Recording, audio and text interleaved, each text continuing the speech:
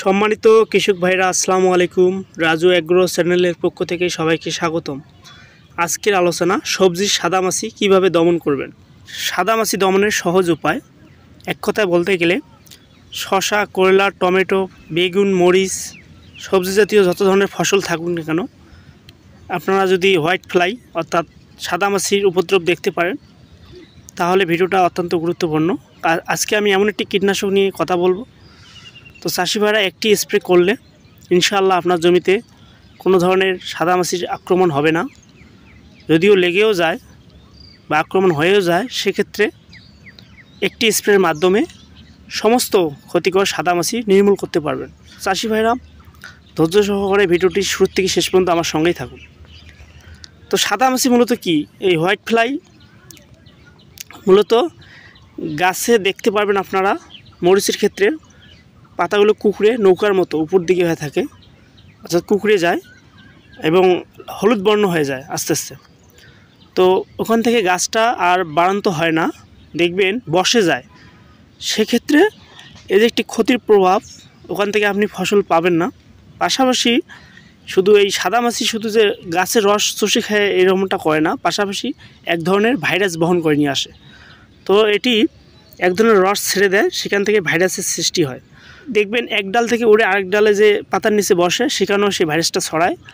তো এটি খুবই গুরুত্বপূর্ণ এবং ফসলের জন্য অনিরাপদ। সেজন্য আপনাকে ভালো ধরনের একটি কীটনাশক ব্যবহার করে এটি নির্মূল করতে হবে। তো কী ভালো ধরনের কীটনাশক? তো আমরা বাজারে বিভিন্ন ধরনের কীটনাশক ব্যবহার করে থাকি। অনেক সময় দোকানদারের কাছে যা জিজ্ঞাসা করি, তারা তাদের মন মতো দিয়ে দেয় ওষুধ। হয়তো বা আমরা অনেক সময় নাম না জানার কারণে তাদের উপর নির্ভর, তাদের অনেক সময় লাভের ক্ষেত্রে বিভিন্ন কোম্পানির ওষুধ ধরায় দেয়, কাজ হলেও ওখানে না হলেও ওখানে, কারণ তাদের লাভ তো ঠিকই হচ্ছে, কৃষকরা প্রতারিত হচ্ছে। ডিজিটাল কৃষক হতে গেলে আপনাকে কিছু টেকনিক অবলম্বন করতে হবে, কিছু কিছু বিষয় জানতে হবে, প্রোডাক্ট সম্পর্কে নলেজ থাকতে হবে। বর্তমান ইন্টারনেটের যুগ, আপনারা বিভিন্ন কৃষি বিষয়ক ইউটিউবে ভিডিও পাবেন, অনেক চ্যানেল আছে, সেগুলো আপনারা ভিজিট করবেন, দেখবেন। তো সেখান থেকে কিছু আপনারা প্রোডাক্ট সম্পর্কে জানতে পারবেন। তো মূলত সেই কী কাঙ্ক্ষিত প্রোডাক্ট সকল চাষি ভাইরা হয়তো চিনে থাকবেন, সিনজেন্টা কোম্পানির পেগাসাস। তো এই পেগাসাস মূলত জনপ্রিয় একটি কীটনাশক এবং মাকড়নাশক। তো আপনারা এই কিভাবে এই কীটনাশকটি কাজ করে, আপনাদের জমিতে যদি কোনো ধরনের এই থিপস, পাশাপাশি জেসিড, এফিড এবং মাকড়, পাশাপাশি হচ্ছে সাদামাছি আক্রমণ হয়ে যায়, তো এর হাত থেকে রক্ষা করার জন্য আপনারা অবশ্যই এই পেগাসাসটাকে বেছে নিতে পারেন।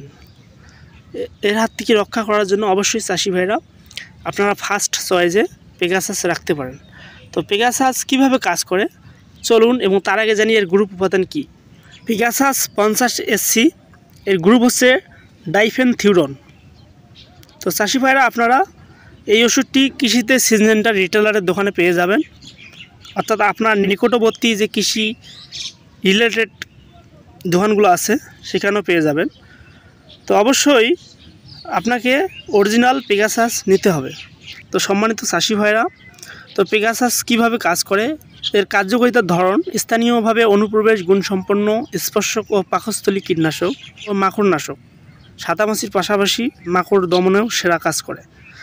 তো স্থানীয়ভাবে অনুপ্রবেশ গুণসম্পন্ন স্পর্শক ও পাকস্থলী কীটনাশক, স্পর্শক অর্থাৎ পোকা যেমনি স্পর্শ করবে সঙ্গে সঙ্গে পোকা মারা যাবে, এবং পাকস্থলী গুণের কারণে পোকা খাইলেও, অর্থাৎ পাকস্থলী গুণের কারণে পোকা যদি ওই গাছের রস গ্রহণ করে, শোষণ করে, সেক্ষেত্রেও পোকা মারা যাবে।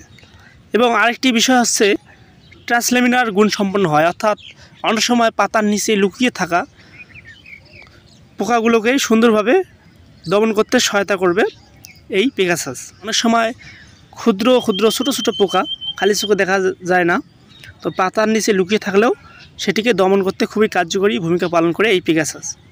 আপনারা কোন কোন ফসলে ব্যবহার করবেন? তো চাষি ভাইরা যে ধরনের সবজি জাতীয় ফসল হোক না কেন, যদি সাদামাছির উপদ্রব হয় আপনারা ব্যবহার করতে পারেন।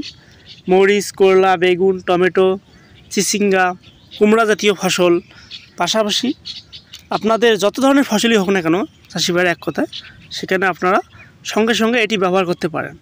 এর মাত্রার ক্ষেত্রে যদি চাষি ভাইয়েরা বলি, প্রতি 16 লিটার পানিতে 8 মিলি হারে, আপনাদের অনেক সময় 16 লিটার ড্রাম হয়, সেখানে 8 মিলি অর্থাৎ 1 কক পেগাসাস দিয়ে সুন্দরভাবে স্প্রে করেন, সেক্ষেত্রে আপনি কাঙ্ক্ষিত রেজাল্টটা পাবেন।